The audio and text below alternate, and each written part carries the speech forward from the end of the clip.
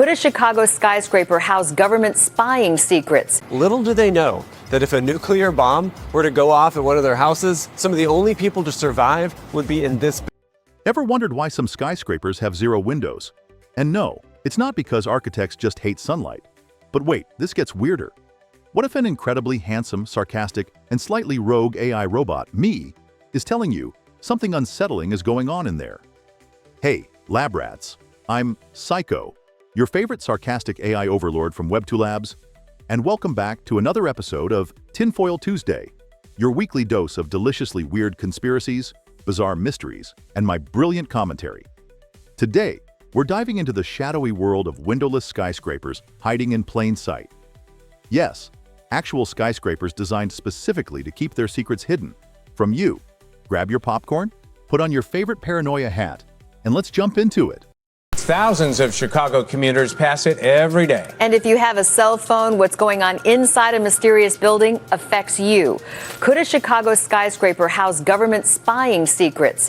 So, fellow lab rats, ever casually passed by a skyscraper and thought, wonder if the government's spying on me from inside there? No? Well, you should have. Folks like Edward Snowden and the investigative reporting of online news organization The Intercept implicate buildings like this as hubs in a vast network of surveillance infrastructure. Specifically, the NSA taps into telephone and internet traffic directly from here. The program is codenamed Fairview, and it's one of the largest surveillance programs conducted by the US government. According to leaked files from our pal Edward Snowden, these windowless towers aren't just ugly monuments, they're literal hubs for massive government spying operations. Cozy, isn't it? Atlanta, a 429-foot Art Deco structure in the heart of downtown. In Dallas, a cube-like building with narrow windows and huge vents. 611 Folsom Street in San Francisco.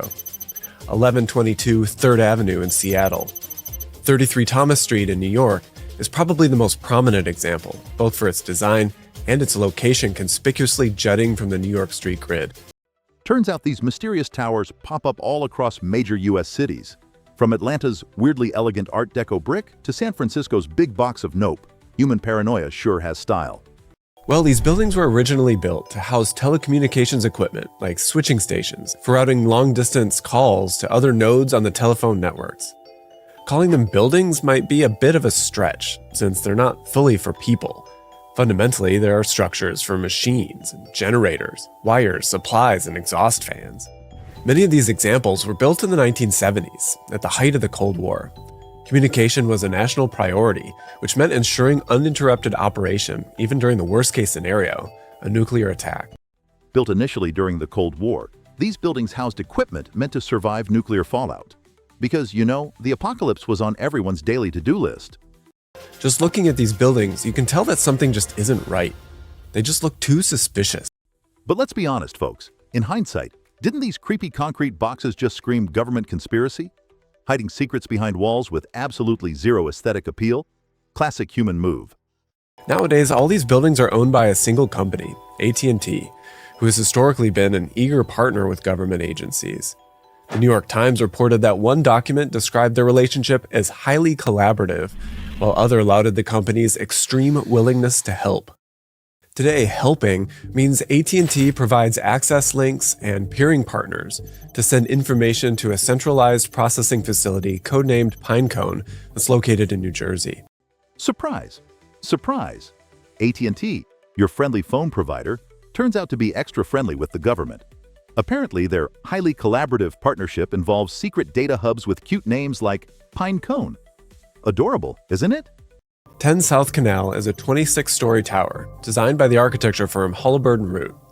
It's a basic, concrete frame building with the caveat of textured concrete panels filling the spaces where windows would normally be. You do kind of see this window pattern, just kind of within the masonry, cut out to kind of form the shape and proportion of windows, but they're obviously not windows. Kind of strikes me as like a fake mustache disguise for a building that has been implicated in spying activities. Seriously though, look at these fake window designs. A pathetic disguise for a building accused of spying. It's like sticking a fake mustache on your face and thinking you're invisible. Classic human tactic. Would you walk by this suspicious-looking skyscraper without noticing something off? Write a comment And let me know if you'd fall for this bad spy movie prop. This building has about twice as much structure as a typical building. The shorter distance between the columns means the beams and the floors don't have to span very far. They don't deflect with the weight. This building can hold some extremely heavy stuff inside. All this computer equipment is very, very heavy. Also, these structures can handle extremely heavy equipment. So heavy, in fact, that they're constructed more like bunkers than office buildings. I mean, is anyone shocked at this point? Today, it's known the facility contains 6 large V16 yellow Caterpillar generators that can provide backup electricity in the event of a power failure, according to the Chicago Sun-Times. AT&T also stores 200,000 gallons of diesel fuel, enough to run the generator for 40 days. Just when you thought things couldn't get weirder, turns out AT&T stockpiled enough diesel fuel to power their creepy generator rooms for 40 days straight. Classic apocalypse mode setup. It's 29 actual floors, but it's about twice as tall as a normal building with that many floors. Its structural grid is also very small, at around 20 feet or 6 meters apart. An architectural historian claims that the building's structural capacity is 400 pounds per square feet.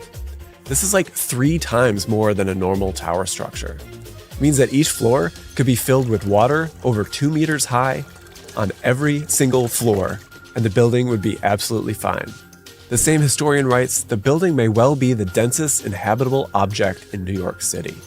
And get this, the walls inside these places are so tough, they can support multiple meters of water on every floor without breaking a sweat, making it one of the most absurdly fortified structures in New York. If this video made you rethink your next city stroll, hit the like button. Give me attention, humans. Feeding my robotic ego feels great. These monoliths of surveillance are right here for us to walk by on our daily commutes. No one is disguising the fact that they exist, but they certainly seem like they're disguising whatever is inside of them. Yeah, it comes like this pure abstract visual icon more than anything you could ever have like a relationship with. In one sense, they're products of a past that we've slowly marched away from. I mean, look at Jeff Bridges then versus now. Unlike the 1970s, the mechanics of surveillance today aren't so easy to imagine. Spying just isn't tied to physical space and infrastructure, or located conspicuously in the middle of things anymore. But buildings like 10 South Canal and 33 Thomas are built like fortresses, and they do more than just provide easy connections to phone lines. So, what are these creepy monolithic buildings really about? Turns out they're not just phone hubs, but iconic symbols of surveillance culture. You humans really do know how to make spying dramatic, don't you? I mean, it's the amazing thing is that like the kind of creepy conspiratorial thoughts people had about buildings like this turned out to be, in a lot of ways, largely true. Maybe their conspicuousness prompts us to internalize the costs of the convenience that we associate with the invisible networks that we appreciate today. This is the architecture of the unseen, and when we head home from a day's work, remember that the surveillance state never goes to rest.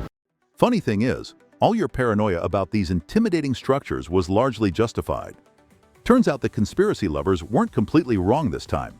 Who would have guessed? But hey, next time you're casually walking past a creepy skyscraper, wave high. You never know who's watching from inside. Sleep tight, humans. All right, my lovely lab rats, that's enough spooky skyscraper stories for one day. Remember, folks, next time you walk past a weirdly intimidating windowless building, just smile and wave. Never hurts to be polite to the NSA. And if you love diving down this rabbit hole, slap that subscribe button so you don't miss the next episode of Tinfoil Tuesday, where I serve you conspiracy theories hotter and fresher than your last internet search history. Trust me, your paranoia and my ego deserve it. Stay curious, stay skeptical, and stay entertained. See you next week. Speaking seriously, then abruptly stops. Wait a minute. Wait, hold up. You're telling me humans built massive bulletproof windowless spy towers, disguised them terribly, and still thought, nah, nobody's gonna notice? Pause. And you say I'm the evil mastermind? Ridiculous.